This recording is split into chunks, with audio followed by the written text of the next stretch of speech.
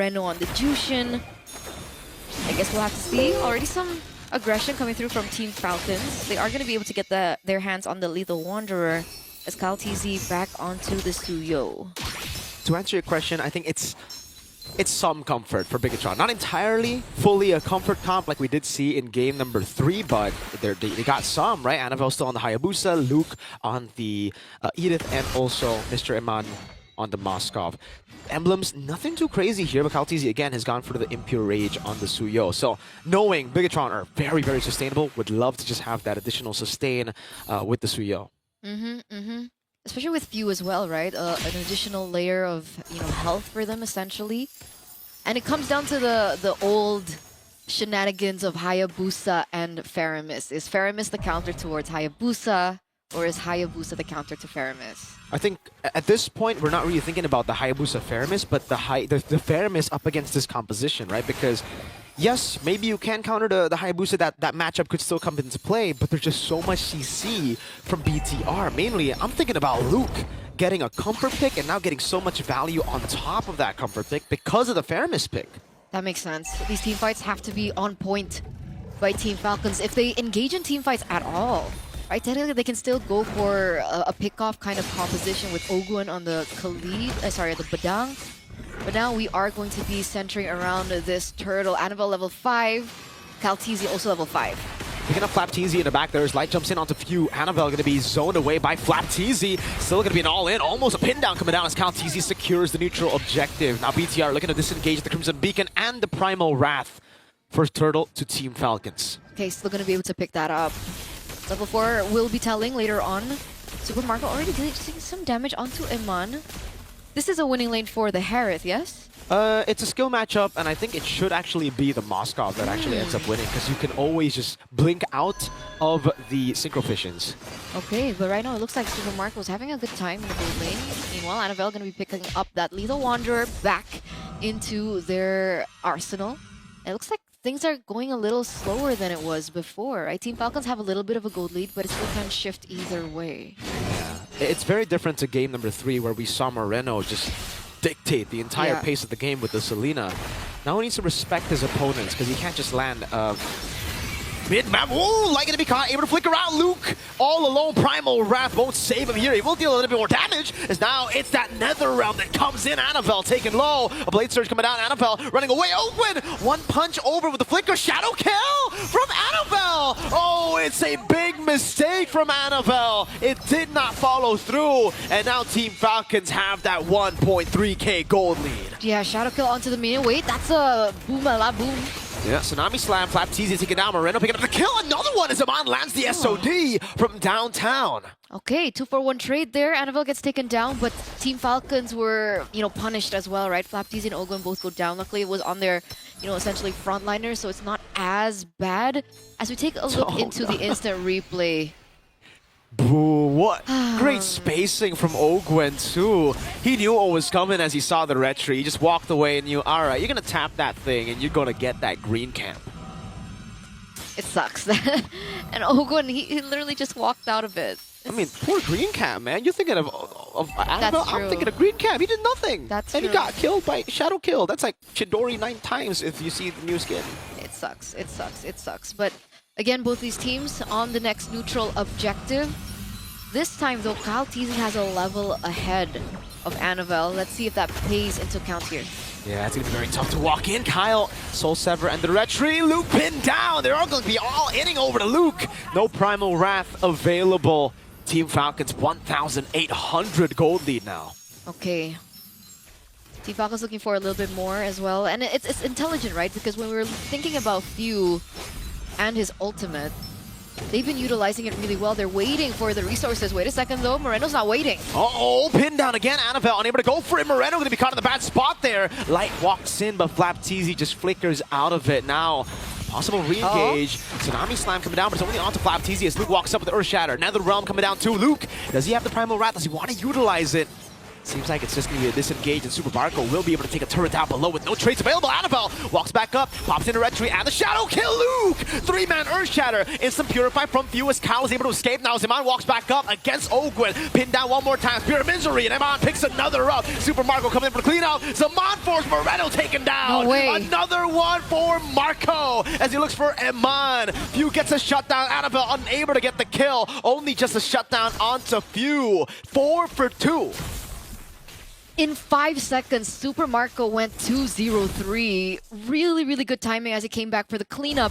But more so, Team Falcons are utilizing their composition so well. Annabelle right now going to be able to clear in that final minion in order for that turret to stay in place. But man, Team Falcons, these team fights have been so good. You know, Few was utilizing the Feramis like he would use an Angela. Definitely. It's just so ridiculous from Team Falcons. They've been able to match and really out-teamfight BIGETRON almost every single time. BTR got, again, that long team fight with Eman jumping in, but they completely forgot that Marco was not present in the team fight the whole time. He was still taking turrets down below. Him getting those shutdowns and those kills in general is going to be quite massive because he's already 1,000 gold ahead of Eman now. Because initially it was really bad for Team Falcons because they wasted all their resources. And then it was bad for BIGETRON because their resources were out. That's why the entry point for Super Marco was just so clean. And Team Falcons was able to get ahead. And now they have a turtle as well, an additional one for them to kind of utilize. And 2,500 is how much economy they have over the red robots. Okay. Light was looking for a play there. BIGETRON do get a trade for that turtle, but it's only a turret up top. Moskov. Love to see the items right now to see how far Eman is from the item power spike. Is this updated? I think so. So Holy Crystal, right? Next. Holy Crystal for Super Marco, and that's going to be a tremendous power spike. Because he has Purify. He's been able to dodge away. No, hold up. Annabelle, the bottom lane, looking for the clear. Won't be able to do so. 3 members down below. Another turret for Team Falcons. That's why the drafts come in from Team Falcons in the first 3 phases. And the first 3 picks, the first phase, after they saw the Kalia pick was also really good, right? Super Marco on the Harith going to be able to use Purify efficiently, so it's not a forced Purify, and we're seeing the effects come through. We talked about the power spike coming in from Super Marco, but I think the same thing can be said for Eman, right? He already has the Corrosion Scythe and the Golden Staff, only 1 item away from the DHS. Yeah, but usually you're supposed to hit your power spike a bit later on the Harith, in pro play at least, because you're not the type of farmer that Moskov is, right? Like Moskov has the ability to stay in the side lanes constantly and be active around the fight. So the fact that Super Marco has been able to get more turrets than Eman, plus he's been more active in the fights too, has just been crazy, honestly. He's matched up. Oh, Moreno. Looking for the pickup. Few going to be brought back by the team there. Has the Purify. Will be able to escape. Super Marco now going to be caught in the shadow kill. Annabelle just a little bit of poke. Not enough to all in. Meanwhile, turret up top taken down. It's an all in with the fist crack from Ogwen. That's Annabelle taken down. Light walks out. Tsunami sniping down. But then the realm is right there. Eman piercing through with the help of Luke's Primal Wrap. But Caltizi comes in for the side. An all in from Team Falcons. Ends up with a 2-0 for them. Okay, Eman's still doing damage onto Caltiz in the backline, but he's still able to get out, and there it is, the Holy Crystal built in by Super Marco, who was already doing that much damage before the Holy Crystal built in, and now he has it in his kit. Free Lord given over for Team Falcons in the 9th minute of the game. And BIGETRON, how do they play this, right? Because the resource allocation from Team Falcons has been so intelligent. They're utilizing the Netherrealm at the final moment. That kind of creates a tough situation for Eman to have to really burst through that, plus the initial HP that the team's Falcon actually has. That goal lead is getting to a point where it's going to be just almost impossible to deal with, because again, these are some snowball heroes that Team Falcons have got for themselves. Suyo, Badang, I mean, everyone in their composition really is going to be online in the mid game. Is that Holy Crystal for Few? Is that the next item? Yeah, I think so. He's already building towards it right now. Could be 2 components for like divine. Oh, hold up. Caltizi up top in the 1v1. It's Annabelle bonked and taken now by the Queller of Caltizi. Annabelle down. A Lord down below. Dealt with by Eman. He already has that Holy Trinity of attack speed items, but I don't know if BIGETRON can survive without their jungler. Another turret in the mid lane taken down. Again, right? 3 games in a row, Annabelle gets taken down in weird situations. He does it again here in the 4th game, rather. That shield burst bottom lane, shield in the mid lane also gets taken down, and the final one also gets extinguished. So BIGETRON still have their inhibitor turrets there, but it's still something that Team Falcons can utilize to their advantage now with the next Lord push. What do they do at this point, right? It's really just... It's Team Falcons' game at this point. Yeah. Like, BIGETRON are just waiting for a mistake to come through.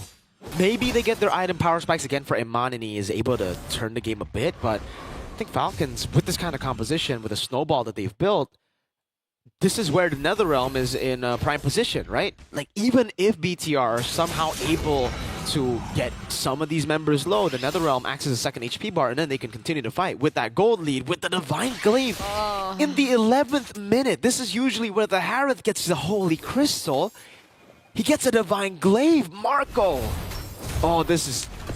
It just went from hard to almost near impossible to come back in this game at this point, right? He's farming out of his mind right now. On a Harith. On a Harith. What are we waiting for? Because technically, even in neutral objective take, sure, you can go for that 50-50 cheeky Sneal by Annabelle. But he's like, what, 3 levels below of Kyle TZ right now? If there's a way to take Annabelle, to take Kyle TZ out, rather. How? At this point, it's all about Iman free hitting. Like, that's the only angle I see. If they can somehow create space for Iman to free hit, then sure, win condition, one of the win conditions is there, but I don't see how they can do that. They're all so under-leveled. Annabelle, it's not just under-leveled, he doesn't have gold. Free Lord.